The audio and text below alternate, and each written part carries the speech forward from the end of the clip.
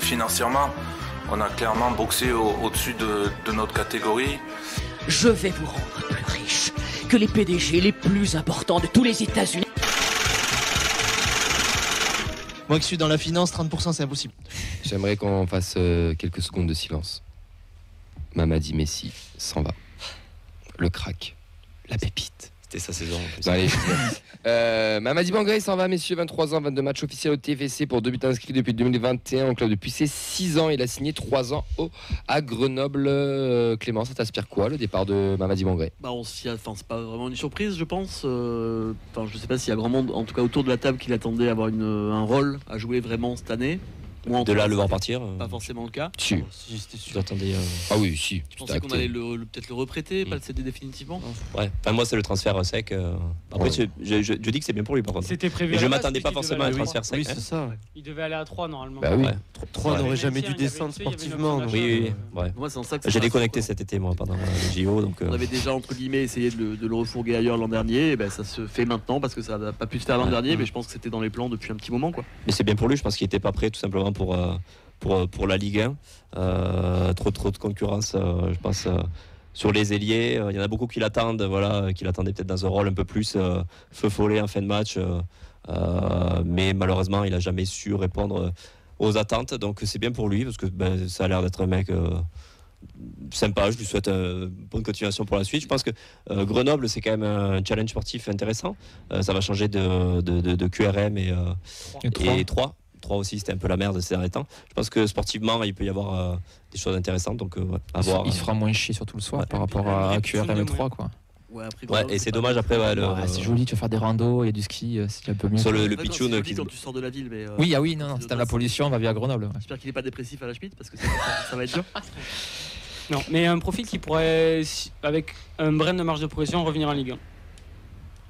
Oui, en venant de Ligue 2. Cette progression là, un peu comme un ado à Auxerre. On oublie toujours une chose, parce qu'on les brûle très tôt, mais un joueur, il peut percer à 25, 26, 26 ans. Il y a des maturités plus tardives. Oui, bien sûr. Et il a le profil, parce qu'il a le bagage technique, et je pense qu'il a sûrement le sérieux pour, donc on lui souhaite. Il aura moins cette pression du joueur prêté chaque saison. Je pense que vraiment, là, de s'affirmer dans un club potentiellement en tant que titulaire, ça pourra le libérer. Est-ce que pour vous, ce tournant au TEF, c'est pas ce match à Marseille? Le plat du pied, tu veux dire? Ouais. Terrible. Loupé. C'est dur de se dire que ça n'a pas joué. Tu te dis que sur un but, ça peut totalement changer une saison. Donc en plus, carrière. Un début de saison. C'est une carrière, c'est même pas une saison. Déjà une saison après. Sachant qu'un mois avant, il met une passe D qui offre la victoire à la Roma. Donc il avait tout pour lui à ce moment-là, quoi. Il était sur une hype. Il marque contre Marseille, il joue un match sur 2 après, je pense. Sincèrement. Même pour lui, t'as un déclic forcément. Moi, je pense que dans la confiance, qu'il fasse sa carrière au TEF, je vais pas faire 10 ans non plus, mais dans sa confiance, peut-être qu'il rentre plus, peut-être qu'il est un peu plus important entre guillemets. Même l'an dernier, c'était le moment pour faire la rotation avec tous les matchs qu'il y avait entre la Coupe d'Europe, le championnat, la Coupe de France, même si on n'a pas beaucoup joué. Ça aurait pu être un joueur, effectivement, comme je l'avais dit, un peu feu follet en fin de match qui rentre. Moi, c'est ce qui me manquait un peu dans cet effectif. Un mec qui peut te dynamiter une défense, et on sent qu'avec de la confiance, ça peut être ce type de joueur pour aller un super sub, un joker sur 10-15 minutes sur une fin de match. Donc c'est dommage que ça soit pas concrétisé au TF, mais on lui souhaite une bonne carrière tout de même. C'est quand même un symbole aussi, c'est un pitchoun, un des rares qui est là depuis des années. Je pense qu'on en parle un peu plus tard sur le mercato. S'il y a des signaux qui sont envoyés sur ce mercato-là qui sont un peu compliqués, tu en parles maintenant, on peut. Hein. Je l'ai vu sur l'article des Violets qui fait un petit résumé. 7 joueurs issus du centre de formation qui étaient le club cet été, puisqu'on a Djira, Imer, Traoré, Mawissa, Lamadi, Bangré et Keben.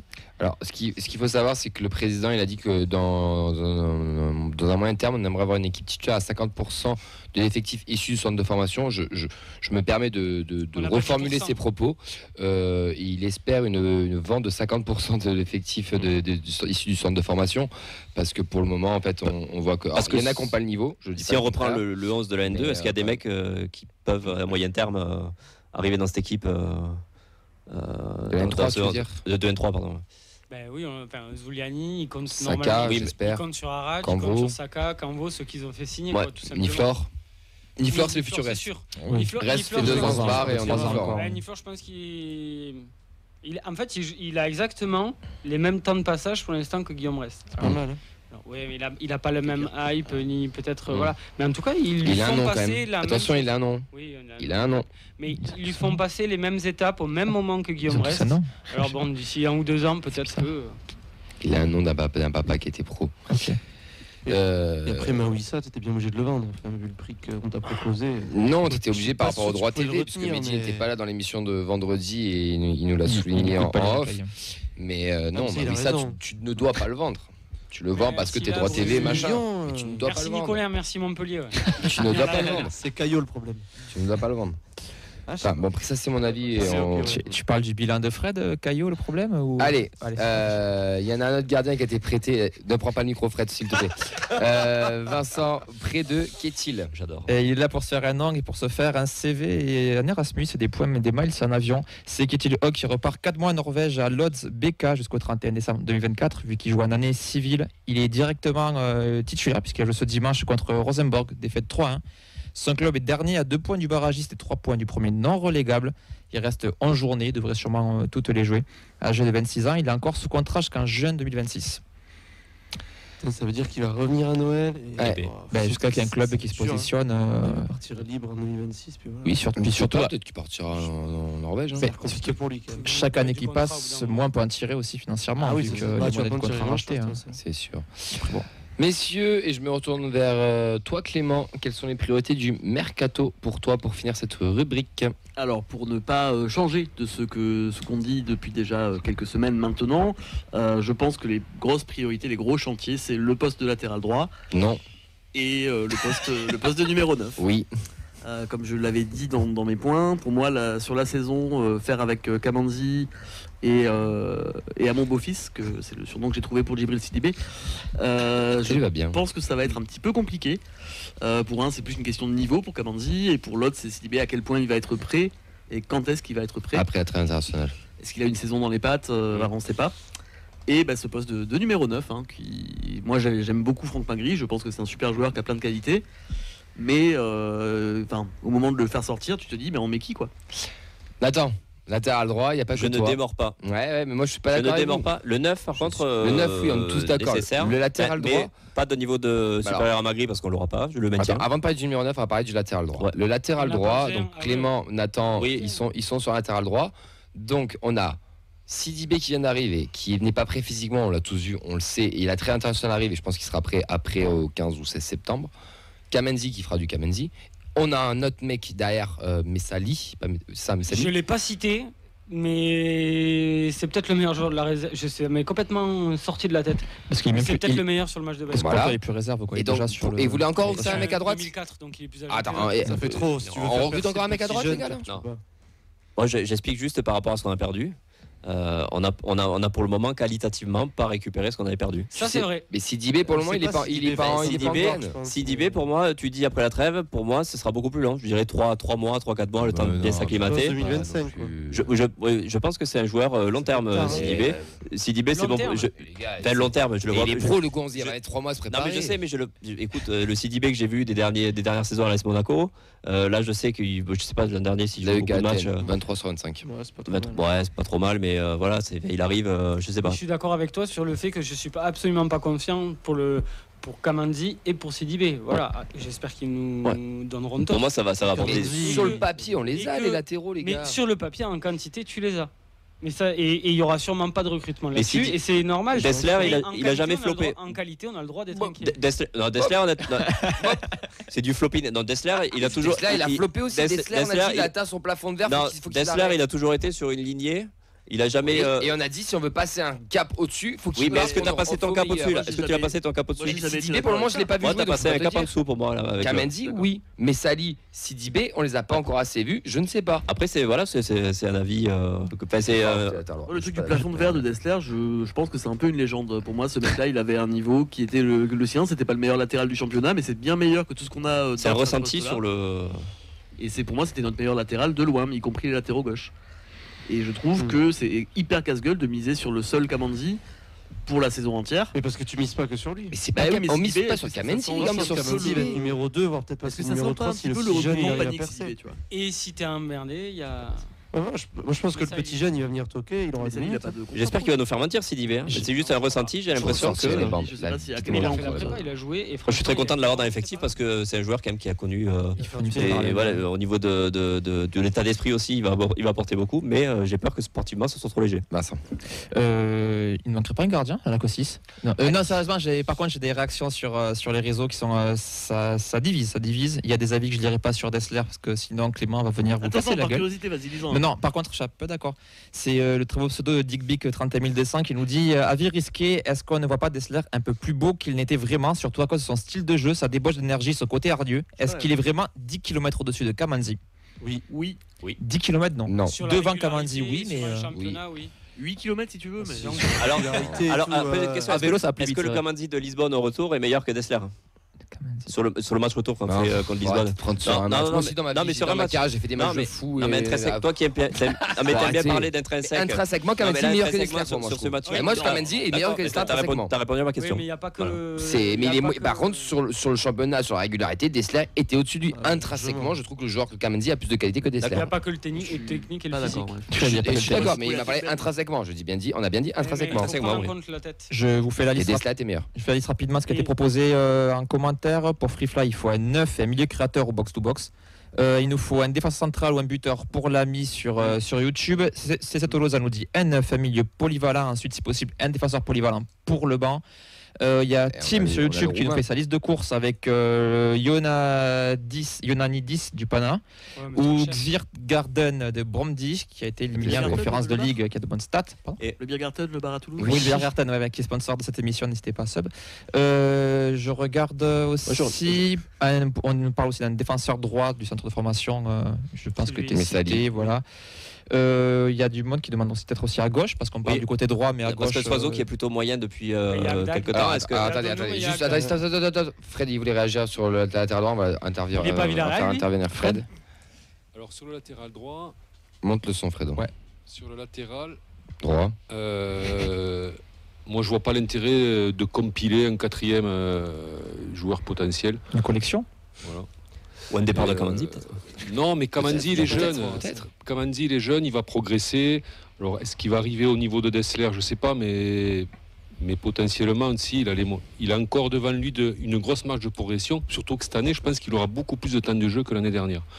Donc, et je ne vois pas l'intérêt de recruter un joueur qui serait forcément titulaire, enfin, qui serait forcément beaucoup meilleur que les deux devant lui qui sont Sidibé donc et Kamanzi, sachant que tu as aussi Messali qui peut progresser lui cette année, donc non, moi je vois pas l'intérêt de recruter un latéral. Merci Fredo, comme ça on passe au sujet plus important. Le 9. Il a tout résumé Fredo. Le 9 et le 9 unanime. C'est numériquement le 9 là. Tu as commencé à parler du numéro 9 pour concurrencer Magri, pas forcément meilleur que Magri, Nathan.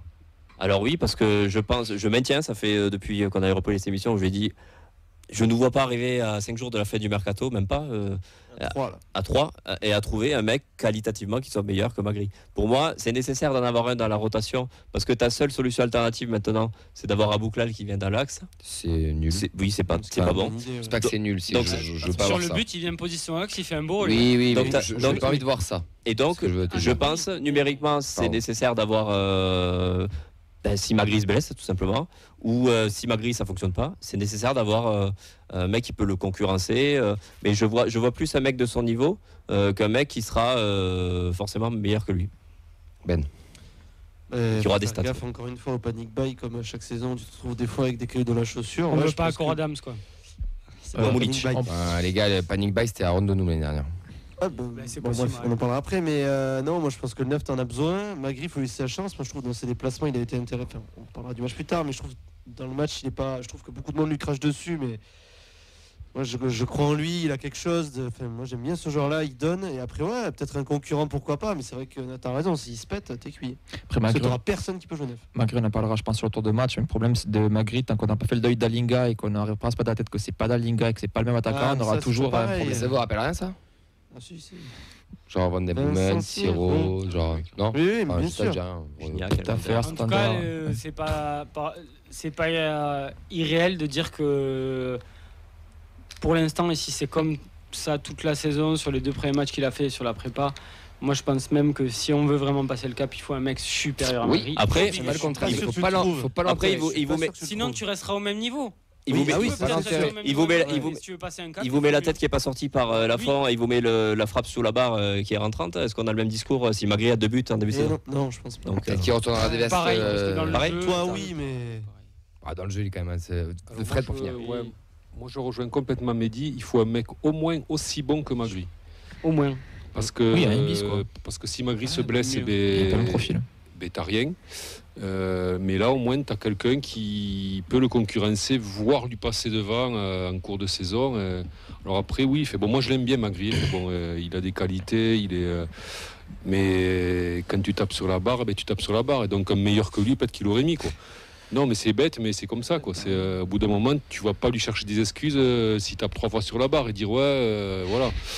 Non, il faut un mec. Ça fait 2 matchs qu'il est titulaire cette saison. Il faut un mec qui plante des buts. Première saison qu'il débute en tant que titulaire. Il faut un buteur. J'ai une question pour Mehdi qui suit un peu plus l'académie. Est-ce qu'on a une solution interne qui existe? Non.